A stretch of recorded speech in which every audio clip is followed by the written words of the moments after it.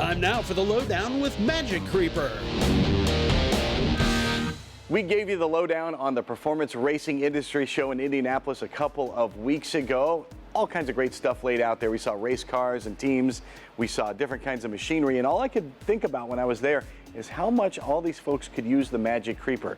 Now, if you have a race team, of course, you're towing to the track. In case there's a breakdown, you've got the Magic Creeper that's going to help you get under your vehicle. It's going to help you change a tire by the side of the road. You can use it as a kneeling pad. It's going to keep you out of the muck. It's also going to protect your knees, and it's going to help you get under the vehicle if you need to make any repairs.